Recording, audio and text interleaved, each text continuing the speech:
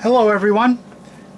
This is going to be a lot of fun right now because 4 to 5 weeks ago I showed you a video on how to start a Grindal worm culture for almost nothing, and when I got done making that video I looked at it and I go, this is hopeless. I'll bet that thing didn't have 100 Grindal worms in it to start with. But I thought, well, you know, that's a lot of what people get when they get them in the mail. There's almost nothing there that's alive. So let's go ahead and see what happens. Well, I've been working this one now between 4 and 5 weeks. I have not added any worms. This is the exact same culture, and I want to show you what's happened with it. Now, to start with, it was getting a little too wet and I had some little rocks, so I just made a way to tilt this thing up so the water would drain to one end. And then somewhere in there my brain decided to work, and I thought, wow, if I hollow out a little corner and stick a paper towel in there, it'll soak up the extra water.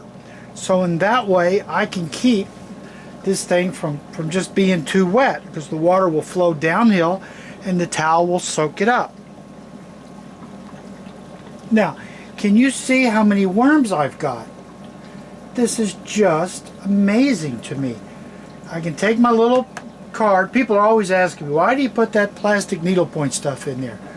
Well, there's why. The worms will climb up on top of it. There's almost no dirt involved. And you can just kind of dip it around like that. And I've got worms to go feed. Let me see if I can hold this up. See how many worms are in there? I mean, this is incredible. This will feed quite a few fish already, and that's just off the plastic. Now, additionally, each one of these little pellets is a piece of dog food. Fish food, you can use cat food. I happen to have 2 dogs, so I use dog food. If you've got a lot of extra fish food, you can use that too, but the worms aren't real fond of all that food coloring. Now, what you want is little pellets. And the reason is this. See, they'll all get around the little pellet, and then look what you can do. See if I can hold this up here. See, you can just literally just scoop up wads of worms and place them in there, and that's probably all I need for feeding for the fish that I want to give it to. But see, each of these has got its own little wad of worms that I could be processing. So this culture is, I'm amazed. So I'm going to take my little pieces of plastic needlepoint stuff, and I think I've got another piece over here that I'm going to add to it so that I get a third one I can work with. I'll add some more food tomorrow, but you can see how well this thing here is doing. Just incredible.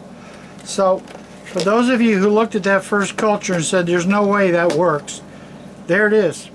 Now, this one is well ready to divide again and place a good scoop of it into some more dirt, because I hate to just have one culture. If it gets hit with a bunch of mites, then I'm in trouble. If it crashes on me, I'm in trouble. You always want to have more than one. So I'll probably set up another.